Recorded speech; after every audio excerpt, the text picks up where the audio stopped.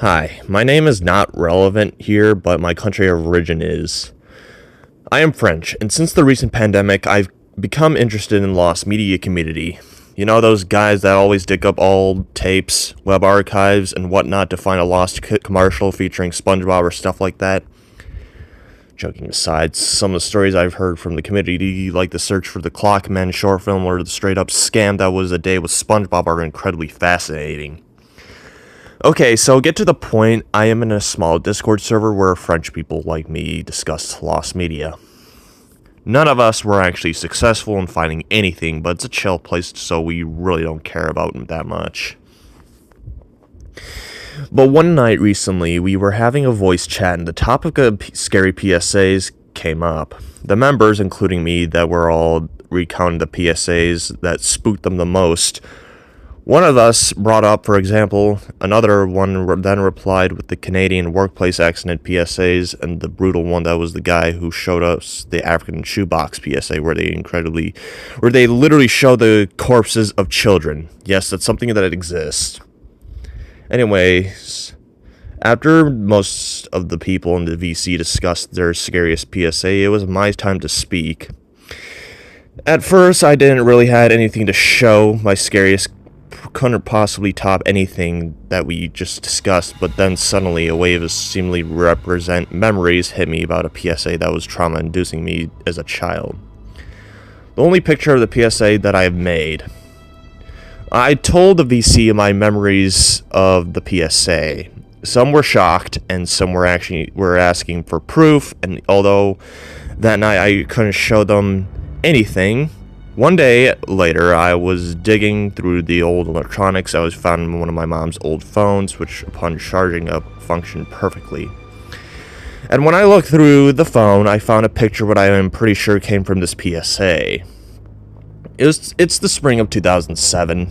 The birds are chirping, there's serenades, the flowers are blooming, and I was sitting in the living room watching TV instead of going outside. I can't remember what channel was on, but I do remember that it was the channel aired cartoons at the time, so it was probably an early morning cartoon block or a kid's channel. After an episode of Pippi Longstocking, the 1997 cartoon, finished, the commercials came on. It was your average affair of fast food, candies, sodas, and plastic toys, what you'd actually want to advertise to kids, and after the block ended, a message, the internet public, or in English, a public service announcement ident showed up within what the subject of my nightmares begun. The PSA started out with a bunch of kids playing at a playground. All of them were the same age as me, kindergartners. One of them were blonde, the other two were brunette boys and black and blonde-haired girls, and then a bit older ginger kid comes up to the kids playing and shouts, "Look what I found!" in French, of course. The other kids follow him, and then we see an abandoned factory site, and one of the kids says, "These buildings are huge, we should totally explore them." But then one of the male kids responded with, "I don't know, we probably shouldn't be here." "What? Are you a scaredy cat?" replied another kid. No, then said another kid. "That's what I'm talking about. Now let's explore," said the other kid as he opened the gate and let everyone in. They then walked around the place with an awe at the giant hangars and electrical boxes. But then suddenly, with an lightning strike or something, appeared in front of the kids. His design was very terrifying. It was portrayed by a small-sized man, possibly a midget, in a yellow and black tracksuit, with the left side featuring a danger sign, but its face was way scarier than it was his paper mask, with its mouth open, moving up and down as he spoke, with the actor simply just sliding a piece of paper up and down. And even though some scenes showed him having eyelids, he never blinked, meaning that his soulless huge black iris and small dot white pupils eyes were constantly staring at me. He also had a blue paper safety helmet which displayed a lightning symbol. So after this abomination appeared out of thin air, he started to speak to the kids and to the viewer directly. "Hey kids!" The kids then screamed, but he seemingly ignored that and continued. "I am the guardian of all electrical grids. power plants and everything to do with electricity. Cool, said one of the kids. And then one of the girls said, why are you here? To teach you all a lesson, of course. I don't want to hear your lessons, I just want to look around and explore. Whoa, whoa, whoa, whoa. Don't rush ahead just yet. You don't know how much danger is out there in the areas like these. I don't care, you stupid blue man. Leave us alone. And then the kids started walking away. This visibly pissed off the blue man, gesturing with his facial expressions. But that quickly went away, and now the blue man calmly said, okay then, how about a tour? And then he snapped his fingers and seemingly teleported him and the kids to an electric box located in one of the building's back areas.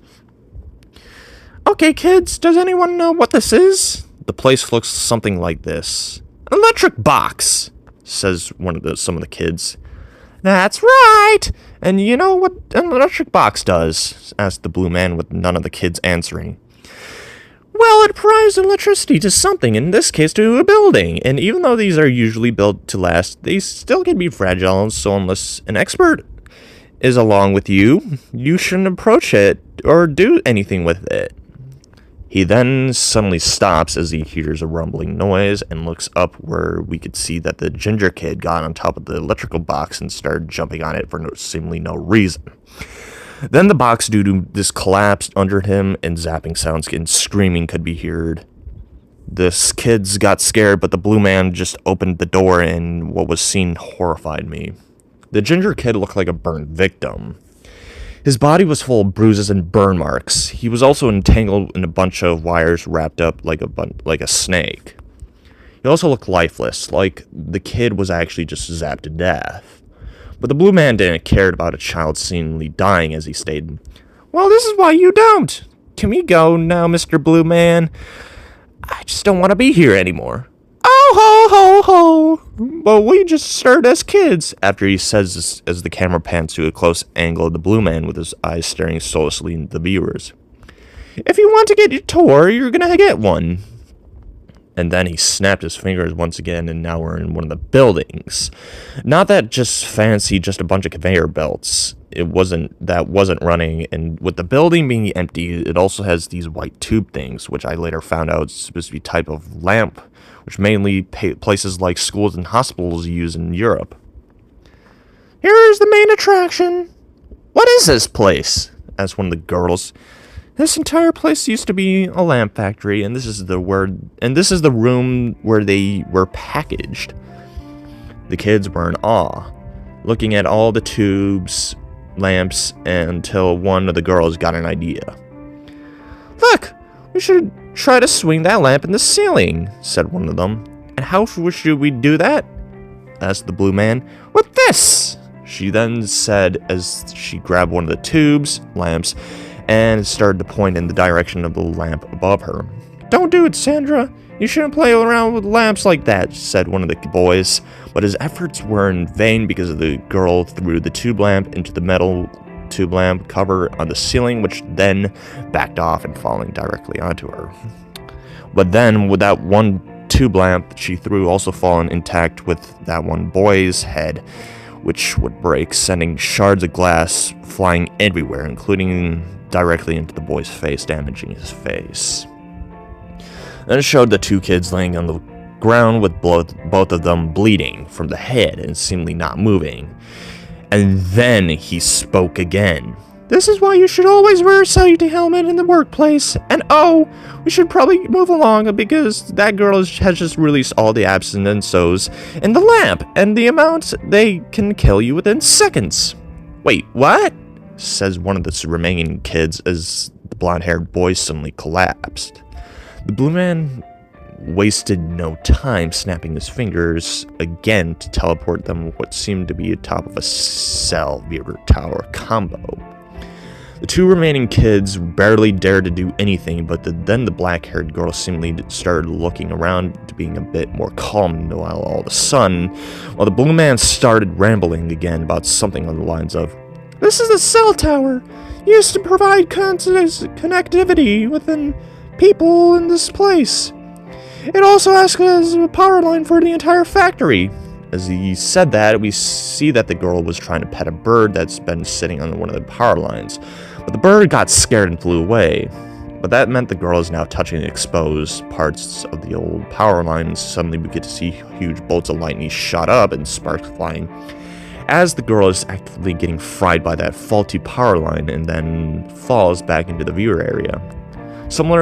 Looking similarly to the ginger kid, full of bruises and burn marks all over her body, flaring on the ground. The other brunette kid tries to run for her, but then we get to see him trip on a hole in the middle floor, which results in the kid tripping, hitting in the handrail, which that part of the handrail off, and then the kid also hitting the exposed part of the power line, getting shocked, and even bouncing up from the power line due to the cables catching him the first time, but then missing those cables the second time, falling face into the concrete below where his head presumably gets heavily damaged, although the makers of this don't show it.